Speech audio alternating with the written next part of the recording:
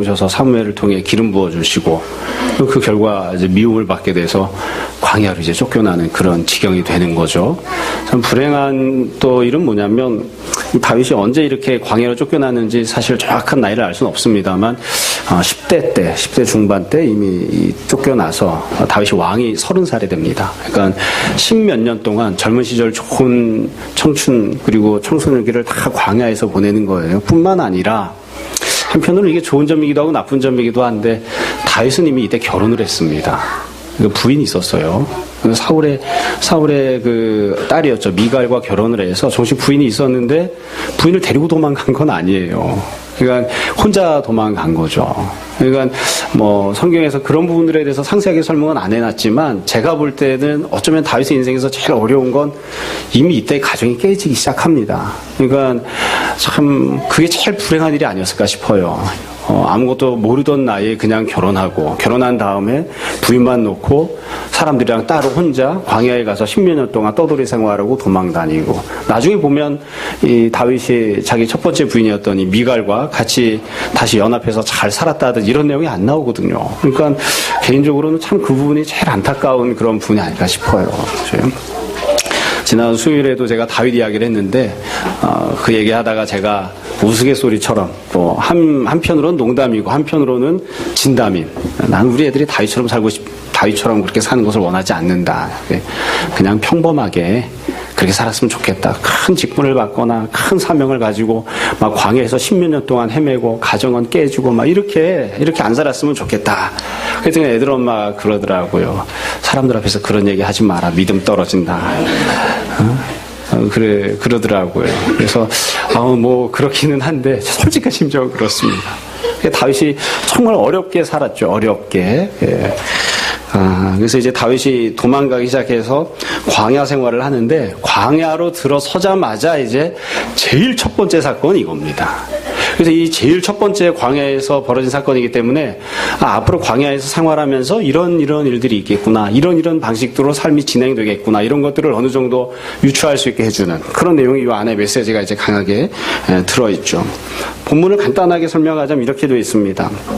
다윗이 눕 땅에 가서 제사장 아히멜렉에 갔습니다. 아히멜렉에 가가지고서는 뭐 이것저것을 달라고 하죠. 이 다윗이 처음에 갔더니만 몇 사람 안 데리고 갔으니까 또 아무것도 갖고 있지 않은 채로 갔으니까 아히멜렉이 처음에 보고 놀랍니다. 그래서 왜 이런 모양으로 왔느냐? 그리고 나서는 다윗이 아히멜렉에게 부탁을 하죠. 예, 혹시 떡이 좀 있으면 좀 달라. 우리 식으로 얘기하면 밥이 좀 있으면 달라 이거죠. 밥이 있으면 달라. 그러니까 이 아히멜렉이 이야기를 해요.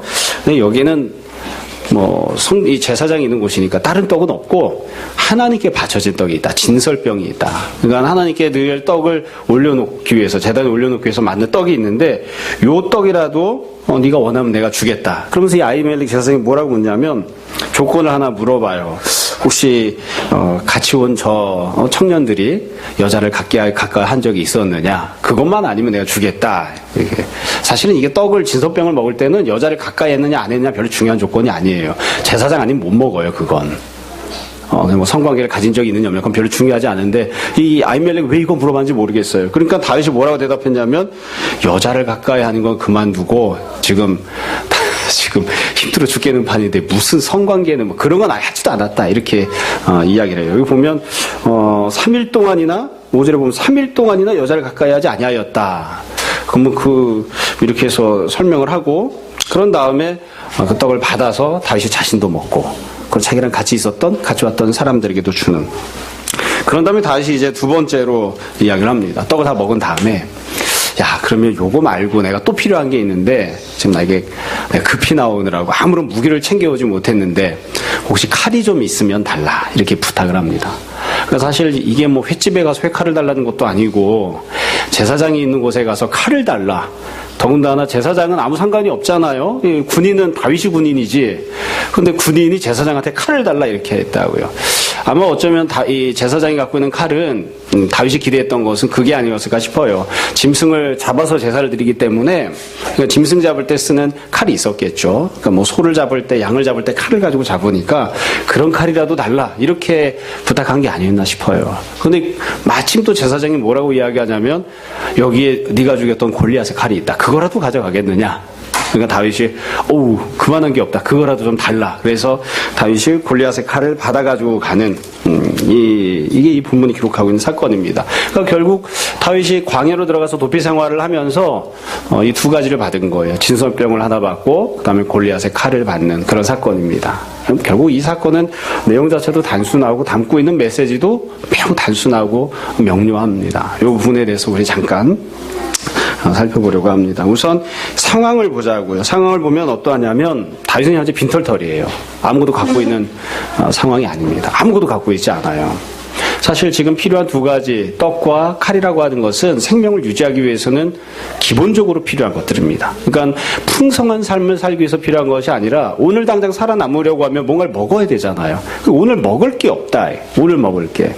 또 오늘 먹을 것뿐만이 아니라 지금 다윗이 도망을 가고 있기 때문에 현직 왕이었던 살아있는 권력이라고 하는 사울이 다윗을 잡아 죽이려고 현상금 붙여놓은 상황이거든요. 그러니까 이 사울 왕으로부터 도피해서 살아남으려고 하면 최소한 자기의 몸을 지킬 수 있는 무기가 필요한 상황이에요. 그것도 없다고요. 그러니까 오늘 생명을 부재하기 위한 떡도 없고 내일 내 신변을 지켜주고 보호하기 위해서 내가 사용할 수 있는 그런 도구도 아무것도 없는 그런 지경이에요. 사람들이 다윗을 향해서 만만히를 죽였다 이렇게 칭송하고 다 좋아하고 그랬었지만 다윗의 현재 수중에는 아무것도 없는 뿐만 아니라 그토록 다윗을 칭송하고 좋아했던 수많은 사람들이 있었음에도 불구하고 지금 다윗이 도피할 때에는 말 그대로 몇 명밖에 되지 않은 적은 인원만 같이 데리고 도망가고 있는 그런 상황입니다. 그러니까 이 다윗이 상황이 매우 안 좋은 거죠. 정말 안 좋은 거예요.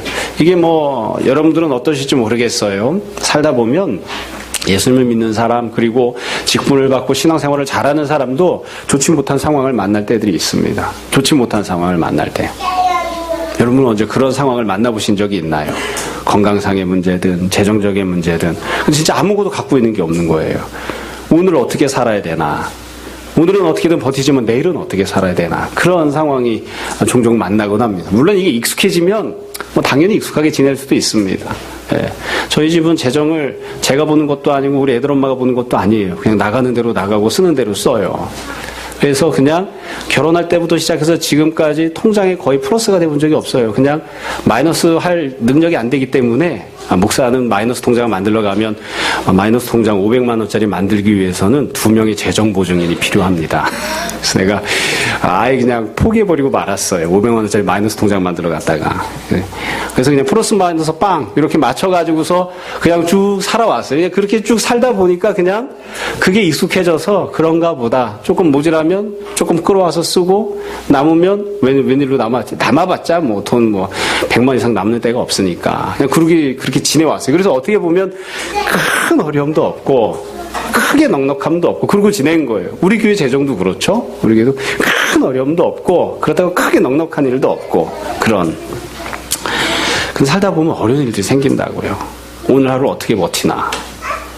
오늘은 어떻게든 먹고 살았는데 내일은 어떻게 하나. 그런 상황들을 만나는 거예요. 아무것도 남아있지 않은.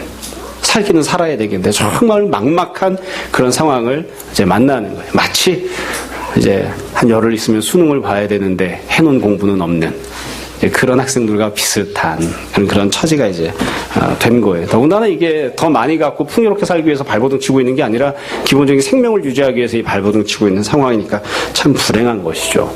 이런 상황에서 하나님께서 다윗에게 떡을 주신 겁니다. 여러분 이 진설병을 먹는 사건은 다윗이 뭔가 일을 해서 어디 가서 노동을 해서 그 노동의 대가로 자기가 곡식을 사갖고 와서 밥을 해 먹었다든지 아니면 자기가 뭔가 일을 해가지고 가서 이걸 챙겨와서 그 수입을 가지고 살았다는 이런 내용이 아니에요. 도망을 갔는데 먹고 살 건 없는데 딱 한 가지만 있다고요. 진설병만 있어요. 하나님께 바쳐진 떡. 사람은 아무도 먹을 수 없는 그런 떡 하나만 남아있어요. 근데 이 상황에서 다윗이 진설병을 달라고 이야기한 게 아니에요. 그냥 떡을 달라고 했죠. 떡을. 제사장에게 당신이 먹고 남은 떡 있으면 달라고 떡을 달라고 한 건데 제사장이 먼저 이야기를 한다고요. 진설병이라도 내가 줄까? 하나님께 바쳐진 떡이라도 내가 너에게 줄까? 다르게 표현하면 하나님께서 갖고 계신 떡, 하나님의 소유물로 되어 있는 떡이라도 내가 너에게 줄까? 이걸 그래서 의미만 살려서 보지 이렇게 얘기할 수 있어요. 하나님께서 하나님의 수중에 있는 떡을 너에게 주신다. 사람이 일을 해서 그 결과로 만들어진 떡이 아니라 하나님께서 갖고 계신 떡으로 내가 너에게 오늘 주기를 원한다. 그렇게 이야기를 하는 거예요. 여러분 율법만 놓고 보면 앞에 말씀드린 것처럼 이건 불법입니다. 하나님께 바쳐진 떡은 아무도 먹으면 안 돼요. 굶어 죽어도 먹으면 안 돼요. 그건 불법이니까. 하나님이 원하시는 것이 아니니까. 그런데 이 사건은 불법으로 처리되지 않았어요. 한 번도 이 사건을 불법으로 이야기하지 않아요. 예수님께서도 이 사건을 신약시대 때 인용을 하시거든요. 예수님이 안식일을 범하신 다음에 그다음 이 사건을 인용해서 다윗도 그렇게 하지 않았느냐 이렇게 말씀하세요. 왜 이 사건을 인용했냐면 모든 유대인들이 공통적으로 인식하고 알고 있는 거예요. 율법을 기준으로 놓고 보면 이게 불법적인 행동이지만 그러나 이건 불법이 아니다. 하나님께서 다윗에게 떡 주기를 원하셨다. 이유는 간단해. 이게 불법이 안 된 이유는 다윗이 이것 때문에 나중에 하나님께 꾸지람을 듣거나 이것 때문에 형벌을 받거나 하지 않았어요. 그 이유는 간단해요. 하나님이 주셨기 때문이에요. 하나님의 떡을 하나님께서 자기가 원하는 사람에게 주시는데 그게 무슨 문제가 돼? 이렇게 하고서는 넘어가 버린 거죠. 성경 공부할 때마다 가끔 제가 하는 이야기예요. 예전에는 아버지 식사 잘 하시라고 아랫목에다 이렇게 밥그릇도 하나 넣어놓고 반찬도 아버지 거 따로 이렇게 딱 챙겨놓죠. 저는 뭐 그런 가정에서 크지는 않았는데 그래서 아이들이 여럿 있어가지고 아버지랑 같이 밥을 먹다가 아버지의 용으로 만들어 놓은 아버지께 드린 반찬인 계란찜에다가 막내가 이렇게 손을 댔다. 그럼 그 자리에서 이 녀석이 어디서 버르장머리 없이 하고 손을 탁 친다고요. 그렇죠? 그런데 용납되는 경우가 한 가지 있어요. 아버지가 자기 반찬을 뜯어서 자기 반찬 계란찜을 따로 해가지고 아이의 숟가락에다 얹어주면 아무도 뭐라고 안 해요. 그거 뺏어 먹은 게 아니거든요. 아빠 거를 뺏어 먹은 게 아니거든요. 아버지가 주신 거거든요. 다윗이 지금 경험하고 있는 첫 번째 사건이 그겁니다. 하나님께서 먹여주시는 하나님께서 하나님의 소유로 갖고 있던 것을 다윗에게 일용할 양식으로 공급해 주시는 그 은혜를 지금 다윗이 받고 있는 거죠. 여러분 이런 양상의 사건은 사실 구약시대 때에도 여러 번 있었습니다. 가장 대표적인 것이 출애굽 사건입니다. 이스라엘 백성들이 출애굽을 했습니다. 근데 이 출애굽을 한 상황은 어찌 보면 현실만 놓고 매우 불행해요. 하나님께서 출애굽을 하실 때에 이 너희가 바로의 노예로 이렇게 피 터지게 일해가면서 살고 있는데 너무너무 힘들지 않느냐. 내가 너희들을 데리고 가마. 다른 데로 데리고 갈게. 그 하나님께서 약속하신 건 무엇이었냐면 적과 꿀이 흐르는 아름다운 언약의 땅 가나안으로 가자. 하고서는 이스라엘 백성을 출애굽시켰어요. 문제는 어디 있느냐? 출애굽을 하자마자 만난 게 뭐냐면 가나안이 아니에요. 애굽을 나오자마자 가나안이 있으면 좋은데 그게 아니라 광야를 걸어가야 된다고. 광야를. 처음에 홍해를 만났죠. 홍해를 간신히 건너고 나니까 광야가 있는 거예요. 광야에서 굶어 죽을 지경이라고요. 적과 꿀이 흐르는 가나안 땅은 그만두고 그 가나안에 가기 전에 광야 소리가 다 목말라 죽게 생겼고 광야에서 다 뱀에 물려 죽게 생겼고 광야에서 다 굶어 죽게 생겼다. 그러니까 이스라엘 백성들이 그들 입장에서 놓고 보면 아주 타당한 불평과 불만을 제기하죠. 우리가 애굽 땅에 무덤이 없어서 여기로 끌고 나와서 여기서 다 우리를 말라 비틀어 죽게 만들려고 하느냐. 다시 애굽으로 돌아가겠다. 이스라엘 백성 입장에서 보면 타당한 질문, 타당한 불평을 하고 있는 거예요. 그러니까 하나님께서 그게 어떻게 하셨습니까? 광야로 나오니까 그들이 씨를 뿌릴 수도 없고 또 김을 맬 수도 없고 곡식을 거둬들일 수 없는 불모지였던 그 광야에서 하나님께서 하늘을 여시고 하늘에서 만나와 메추라기를 내려주셨어요. 그래서 하나님께서 갖고 있던 곡식, 하나님께서 갖고 있던 식량으로 광야 생활한 이스라엘 백성들을 먹여주셨다고요. 그래서 우리가 잘 알고 고백하는 것처럼 이스라엘은 비록 형벌받아서 광야에서 40년 헤매고 살았지만 그동안 하나님께서 주시는 것을 먹고 마시고 살았습니다. 자기 힘으로 거둬들여서 먹고 마시고 산 게 아니라. 그래서 출애굽했던 그 사건도 마찬가지예요. 하나님이 약속을 주시고 하나님께서 비전을 주시고 그리고 가자 하고서 데리고 나오셨어요. 그런데 지금 눈앞에 펼쳐진 현실은 어떠하냐면 하나님 약속이 성취되고 있는 현실이 아니라 정반대예요. 가나안이 아니라 광야예요. 하나님께서 다윗에게 기름 부어주시고 내가 너를 직분자로 세워서 너를 이스라엘의 목자로 세워줄 것이다. 너를 통하여 많은 사람들이 구원을 받게 할 것이다. 약속해 주셨지만 실제로 다윗이 만나고 있는 현실은 자기 자신도 먹을 양식이 없어서 나도 지금 굶어 죽을 지경이에요. 그때 하나님이 은혜를 베푸십니다. 하나님의 것으로 오늘 일용할 양식을 베풀어 주시는 그런 은혜를 베풀어 주시는 거예요. 인간적으로 생각해 보면 저는 이런 과정들이 없었으면 좋겠습니다. 그냥 그럴듯하게 뻔뻔하게 탁 하시면 얼마나 좋아요. 근데 꼭 약속을 받은 사람, 직분을 부여받은 사람, 하나님께 소명을 받아가지고 어떤 일을 감당하는 사람을 하나님께서 처음부터 그냥 쭉쭉 뻗은 고속도로 위에다가 포르쉐를 태워가지고서 쫙 출발해라 이렇게 하시는 게 아니라 길이 어딘지 알 수도 없는 광야 한복판에다가 양식은 하나도 없이 빈털터로 그냥 탁 내보내서 광야에 서 있는 사람이 되게 하시는 꼭 그런 과정들을 거치게 하세요. 그런 과정들을 생각해 보세요. 하나님께서 나에게 약속 주신 다음에 나를 광야에 세운 적이 없는가? 만약에 없으면 어쩌면 내 마음대로 그냥 살고 있어서 그런지도 몰라요. 하나님 꼭 그런 어려운 과정들을 거치게 하시더라고요. 그래서 다윗이 지금 하나님 주신 언약을 마음에 품고 하나님 주신 약속을 마음에 품고 광야에 섰습니다. 그리고 그 광야에서 내가 준비하지 않은 떡, 하나님께서 예비하시는 떡, 하나님께서 공급하시는 떡을 먹고 일용할 양식을 삼는 그런 모습인 거예요. 이게 첫 번째 떡을 받은 그런 사건입니다. 안 어렵죠? 그래서 이 사건에서 우리가 또 꼭 기억했으면 좋겠는 점이 있습니다. 다 우리가 알고 있는 내용이에요. 하나님께서 은혜를 베푸실 때 어떻게 은혜를 베푸셨는가를 조금 더 생각해 볼게요. 이건 뒤에 있는 사건도 마찬가지 똑같은 공통점이거든요. 하나님께서 은혜를 베푸신 모습을 가만히 보시면 하나님은 다윗이 구하지 않은 큰 은혜를 베푸십니다. 그러니까 다윗은 아예 생각조차 진설병을 내가 가서 달라고 해야지 이런 생각을 하지도 못했어요. 그리고 사실은 떡을 달라고 하면서 떡이 과연 있을까? 떡이 있을 거라는 확실한 소망과 확실한 믿음을 갖고 떡을 달라고 한 것도 아니에요. 그렇지만 하나님께서는 다윗이 알지 못했던 것을 준비를 하십니다. 알지 못했던 것을 준비하셔서 다윗이 생각하지 않았던 큰 은혜로 다윗에게 베풀어 주세요. 이게 하나님 베푸시는 은혜의 특징입니다. 여기까지만 들으면 참 좋은데 두 번째 또 다른 중요한 특징이 있어요. 그게 뭐냐면 하나님은 정말 얄밉게 딱 하루치만 주십니다. 딱 하루치만.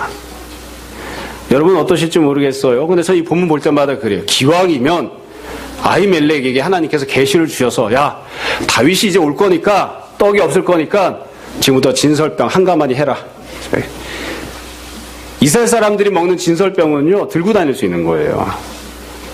우리처럼 이렇게 따끈따끈한 밥을 먹는 게 아니고요. 이렇게 널찍한 떡을 만들어가지고 빈대떡 비슷하게 해서 식혀가지고 그걸 올려놓거든요. 그래서 이걸 많이 만들어 놓으면 이 옆에다 전대 차듯이 해가지고 거기다가 탁탁 접어가지고 집어넣고 다녀요. 그러다가 아무데나 광야 가서 돌에다가 말똥이나 뭐 염소똥이나 이런 거 가지고 불 피워가지고 거기서 데펴가지고 먹어요. 그러니까 한 달치 양식이든 열흘치 양식이든 미리 사실 만들어 놓을 수도 있는 거예요. 근데 이 본문을 보면 다윗에게 어떻게 하느냐? 딱 하루치예요. 그날 당장 먹고 어떻게 하느냐? 아히멜렉이 바리바리 싸가지고 다윗에게 넉넉한 양식을 주어서 앞으로 일주일 버틸 수 있게끔 마련해서 광야로 내보냈다. 그 기록이 없어요. 딱 하루치만 주죠. 딱 하루치만. 그러니까 하나님께서 이 사건을 통해서 다윗에게 주신 은혜는 그런 점에서 보면 참 한편으로 보면 큰 은혜면서 한편으로 보면 참 매몰찬 거죠. 예전에 몇 번 제가 간증하고 말씀드린 적이 있어요. 교회를 처음 개척할 때에 우리가 이제 99년도에 교회를 개척하고 처음에는 이제 제가 사례비 없이 사역을 했어요. 뭐 사례를 받고 싶어도 받을 돈이 있어야 받죠. 그래서 처음에 이제 교회를 개척해서 섬길 때에 그때는 제가 교회 개척할 수도 있지만 유학 갈 수도 있다 생각을 해서 나름대로 이 전도사 때 돈을 모아둔 돈이 있었어요. 유학 갈 자금으로. 근데 그 돈을 야금야금 빼서 이렇게 탁 빼먹고 살기 시작한 거예요. 개척하면서 이제 돈을 마이너스 통장이 아니라 저축해 놨던 돈을 빼먹고 살고 있었죠. 그래도 어느 날 주일 아침이었는데 참 평상시에 그렇게 근엄하고 참 점잖은 우리 애들 엄마가 지금 막 호들갑을 떨더라고요. 그래서 여보 너무너무 신기한 일이 있다. 그래서 왜 뭐가 그렇게 신기한데? 그랬더니 우리 통장이 딱 0원이 됐어.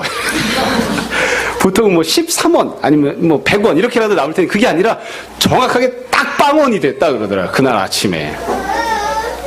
그래서 아니 참 별게 다 신기해. 그 다음에 애들 엄마가 저한테 했던 얘기 그거였어요. 이제 우리 사례비 받지? 이러더라고요. 받기는 뭘 받아. 그래서 야 정말 신기하다. 어떻게 0원이 됐을까. 근데 그날 주일이었는데 주일날 예배 드리는데 그때는 사람이 몇 없으니까 지금도 누가 새로 왔는지 누가 안 왔는지 앞에서 보면 다 알잖아요. 근데 어떤 아주머니 한 분이 오셨어요. 예배 드리러. 그래서 야 오늘 예배 드리러 새로운 아주머니가 한 분 오시기도 했네. 그 예배 끝나고 나서 그 아주머니한테 인사를 했는데 그 아주머니가 이제 저를 찾은 거예요. 저를. 애들 엄마 보고 근데 목사님 어디 계시냐. 그래서 우리 목사가 없다. 강도사가 있다. 그래서 이제 저를 찾아서 이게 하시면서 이야기하시면서 제 손에다가 봉투를 하나 쥐어주셨어요. 봉투를. 그래서 우리는 헌금 뒤에 헌금함에다 하시면 된다. 헌금함에 넣고 가라 했더니 아니다. 이거는 교회다 하는 헌금이 아니라 목사님 생활하시는데 쓰시라고, 생활비로 드리는 거니까 목사님께서 꼭 쓰시라고. 그래서 저의 손에다가 딱 쥐어주고 가신 거예요. 정말. 그래서 헌금하시라 그러다가 감사한 마음으로 받았어요. 집에 와서 열어봤어요. 그 봉투 안에 3만 원이 들어있었어요. 우리 주님은 정말 생각지 않은 큰 은혜를 베푸시면서 정말 얄미워요. 저는 그날 봉투를 받을 거라는 생각을 해보지 못했거든요. 통장의 잔고가 빵원이 되는 날 주님이 봉투를 준비하실 거다, 이런 생각 안 해봤어요. 근데 그날 주님이 봉투를 주시더라고요. 기왕에 주실 거면 제가 많이 바라지도 않아요. 한 3억이라든지 이렇게 주시면 얼마나 좋아요. 그럼 기분 좋게 예배당도 지하에서 지상으로 올라가고 나도 조금 더 야금야금 빼서 쓰고 이럴 텐데 딱 3만 원 주시는 거예요. 3만 원. 그때 제가 알았어요. 나는 하루 일당이 3만 원짜리구나. 나 하루 일당이 3만 원짜리구나. 딱 하루치 먹을 걸 주시는 거예요. 하루치. 더 주실 수도 있잖아요. 그분이 5만 원도 아니고. 그 사건을 통해서 제가 하나 배운 게 있습니다. 주님이 보고 계신 거예요. 호진아, 네 경제적인 상황을 내가 알고 있다. 너 먹고 살 게 없다는 거 내가 알고 있다. 그러니까 걱정하지 마라. 그래서 제가 그 3만 원 받은 다음에 어떻게 하는가 고민을 하다가 번역을 시작했어요. 이제 돈을 벌어야지. 번역도 시작하고 사례도 이제 좀 얼마 있다가 받고, 처음에 사례 받았던 생각이 나요. 50만 원 이렇게 사례 받고 시작했던 것이 생각이 나요. 그러니까 예수님께서, 이 하나님께서 은혜를 베푸시면서 그냥 우리가 생각하지 못했던 큰 은혜를, 내가 기대하지 않았던 은혜를 베푸시되 내가 너를 쳐다보고 있고 내가 너를 책임질 거야. 광야 생활 시작하는 첫날 네가 먹을 것이 없지만 내가 너의 먹을 것을 책임져 주마. 내가 너에게 일용할 양식을 줄 거야. 걱정하지 말고 가라. 그 다음부터 다윗이 굶어요. 그렇지만 다윗이 항상 이걸 생각했을 거예요. 주님이 나를 책임지신다. 두 번째는 칼을 얻는 것이거든요. 이 다윗이 이 제사장 아히멜렉에게 두 번째로 달라고 한 게 칼입니다. 칼. 여러분, 이 칼을 달라고 이렇게 요구를 했는데, 아까도 말씀드렸지만 사실 이 칼을 달라고 하는 건 별로 적절한 그런 요구사항이 아닙니다. 이게 군인이 제사장에게 와서 칼 달라고 하는 거니까요. 그렇죠? 만약에 우리 광현 형제가 경찰인데 목사님 저한테 와서, 목사님 혹시 여기 몽둥이나 이런 거 없습니까? 이러면 좀 이상한 거잖아요. 그렇죠? 네. 칼을 달라고 해서 그때 아히멜렉이 내놓은 칼이 있습니다. 어쩌면 이게 참 묘한 일인 것 같아요. 아히멜렉이 어떤 칼을 내놨냐면 과거에 다윗이 죽였던 골리앗의 칼을 이렇게 내놓습니다. 골리앗의 칼을. 저는 이 장면도 참 묘한 것 같아요. 오랫동안 생각하고 오랫동안 묵상하게 되는 그런 부분입니다.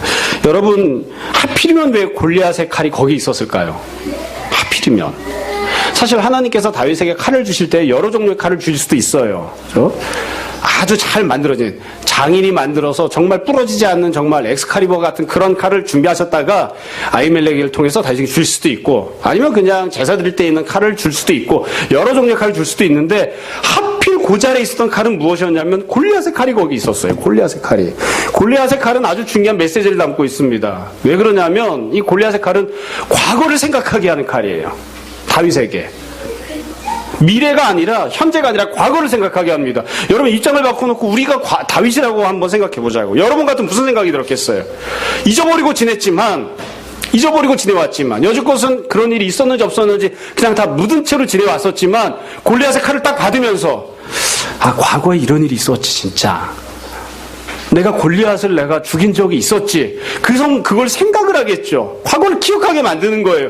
여러분, 다윗과 골리앗의 사건이 어떤 사건입니까? 이스라엘 모든 백성들이 골리앗 때문에 벌벌벌 떨었습니다. 이스라엘에서 가장 힘이 세고 가장 키가 크고 가장 싸움을 잘한다고 했던 사울 왕도 벌벌벌 떨고 있었습니다. 골리앗이 훨씬 더 힘이 세거든요.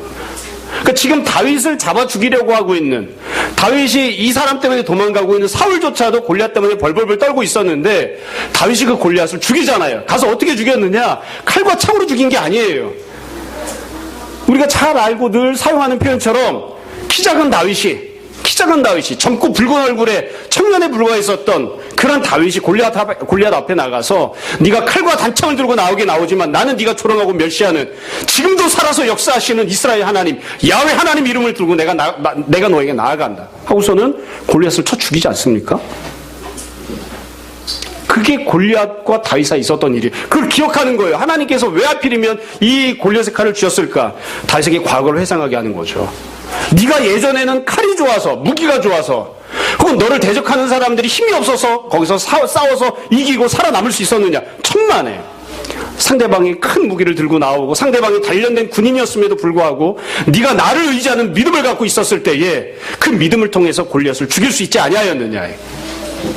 지금 너에게 필요한 건 칼이 아니야. 지금 너에게 필요한 것, 지금 너의 생명을 유지해주고 앞으로 너를 안전하게 지켜줄 수 있는 것은 칼이 아니야, 돈이 아니야. 나를 향한 온전한 신뢰와 믿음을 갖고 있으면 그럼 네가 과거에 골리앗을 이겼던 것처럼 다른 모든 대적도 이길 수 있다. 그 메시지를 하나님이 지금 주시는 거예요. 여러분 제가 한번 찾아봤습니다. 다윗이 골리앗을 죽인 다음에 어떤 전리품을 챙겼을까? 여러분이 만약에 다윗이었으면 어떤 전리품을 챙기셨겠습니까? 사무엘서에 보면 다윗이 이 골리앗을 죽인 다음에 칼이 없어가지고 골리앗이 이 물맷돌로 이 골리앗에 이렇게 이마를 맞췄죠. 그래서 골리앗이 쓰러진 다음에 다윗이 칼이 없어가지고 가서 목을 베지를 못했어요. 그래서 다윗이 뛰어가서 다른 블레셋 사람의 칼을 뽑고 그 블레셋 사람도 죽이고 그렇게 칼을 빼앗아 갖고 와서 뒤늦게 골리앗의 목을 베입니다. 그리고 골리앗의 군장을 자기 장막에 두었다 이렇게 되어 있습니다. 사실 이 표현은 참 이해하기 어려워요. 왜냐하면 이 다윗에겐 뭐 이 장막 이런 게 없었거든요. 군장 그거 갖다 어디다 쓰겠습니까? 그래서 다윗이 실제적으로 챙겼던 전리품이 없어요. 근데 하나님이 챙겨두신 거예요. 골리앗의 칼을. 언제 쓰시려고?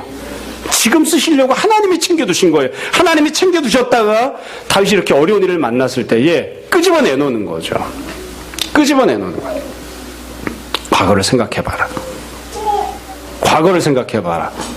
네가 지금보다 별 볼품이 없었을 때, 네가 지금보다 힘이 없었을 때, 그러나 믿음으로 살았을 때 하나님의 역사하심을 경험했던 과거를 생각해봐라. 지금 광야로 나아가서 힘들고 어려운 시절을 살겠지만 그러나 네가 과거에 가졌던 그 동일한 믿음을 갖기만 하면 그 어떤 상대가 너를 죽이려고 해도 내가 너를 지켜줄 것이다. 그런 메시지를 이 본문에서 전해주는 거죠. 이것도 참 마찬가지예요. 하나님께서 생각하지 못했던 은혜를 베푸시는 거예요. 근데 사실 다윗이 나중에 광야 생활을 하면서 골리앗의 칼 때문에 살아남거나 하는 건 아닙니다.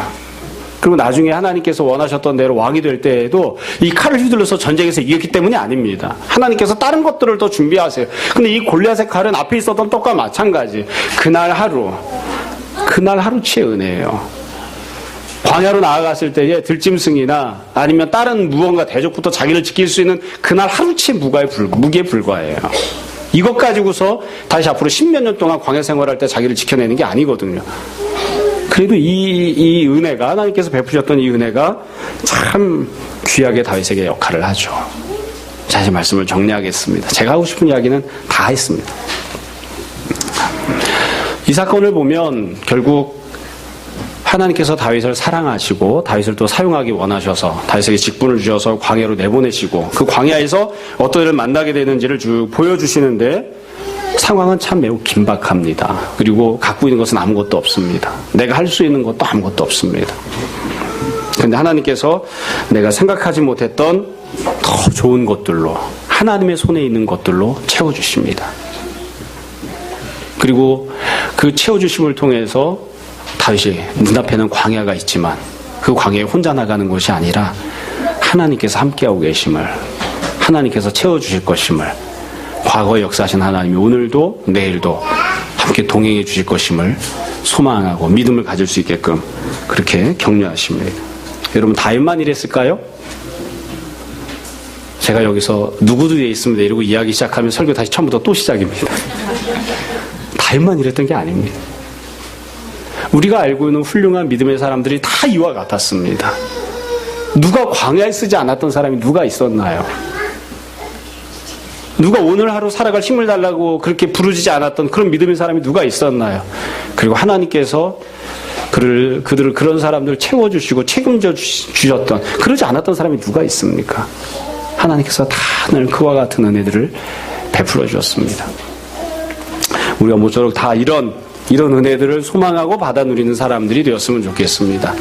여러분도 믿고 고백하시는 대로, 또 저도 동일하게 믿고 고백합니다.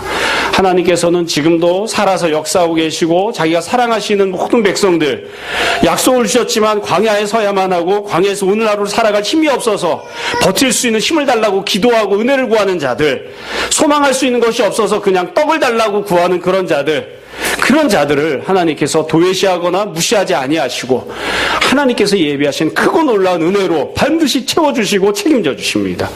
우리는 아버지 되시는 그 하나님을 믿고 소망하고 그 하나님과 함께 걸어가는 그런 신앙생활하는 주의 성도들입니다.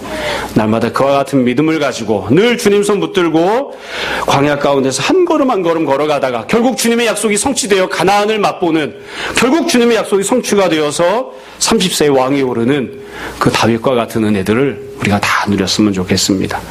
오늘 하루 책임지시는 주님과 함께 동행하는 여러분 다 되시기를 주님 이름으로 축원합니다. 지금 잠시 기도하겠습니다.